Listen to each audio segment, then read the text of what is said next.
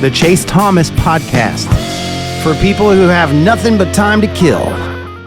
Igor, though, I was going through the sports reference stats, and I was looking at Igor, and he's number one in offensive rating of any of the key contributors for Tennessee. It's like 141, something like that, when he's on the floor for Tennessee.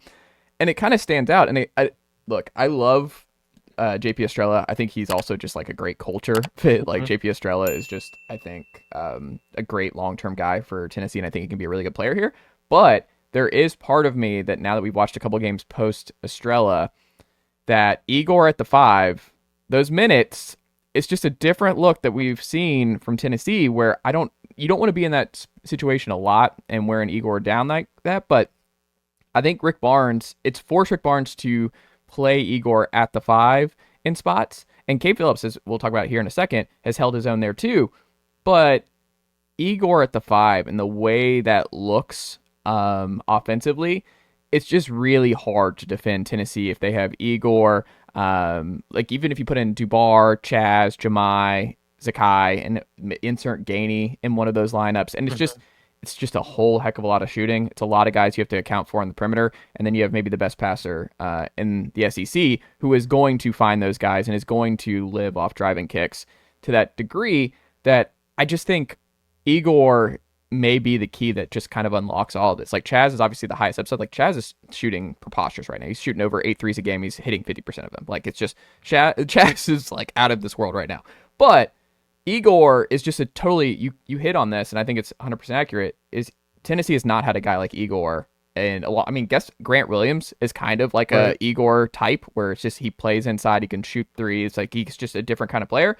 But Igor, I just feel like, is just such a big, huge home run that I understand Chaz as a guard and his shooting is going to get that. But Igor, man, like it matches the eye test that the numbers like him and what he does for this Tennessee offense, right? I mean, Igor is kind of a little bit of a representation of what this Tennessee team is like. They don't have a ton of depth like we've talked about, but it feels like a lot of these guys are Swiss Army knives and they can do a lot of different things. And that's huge because you can play a lot of different lineups. You can play a lot of different ways, a lot of different combinations with the guys you do have. Igor, basically since Louisville on, it felt like it started to slow down for him, click for him. I mean, they were super high on him as a rebounder alone going into this season because he averaged 8.5 at Charlotte, and Charlotte played one of the slowest paces in college basketball. Obviously, you play at a higher pace, you're going to get more opportunities to rebound. He's done that. He's shot it well. He scored different ways.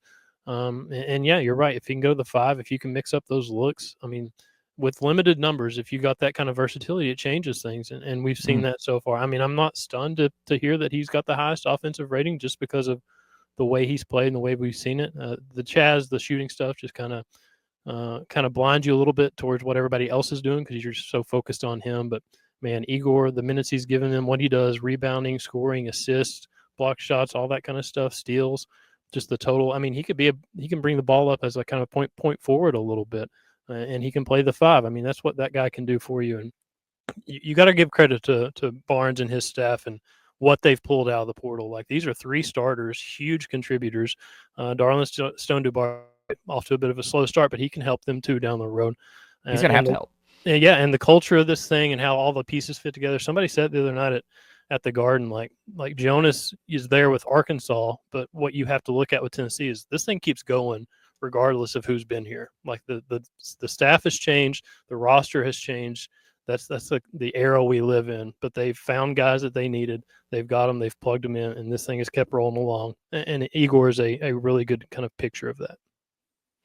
Yeah, I 100% agree. And it's kind of like one of those things where the best testament to Barnes and his staff is that Tennessee has 3 first-year transfers in the starting lineup, and it looks like this 5-man unit have been playing together for years. Like, there's not a better testament. Yeah. It's right? Just, like, that's what I see.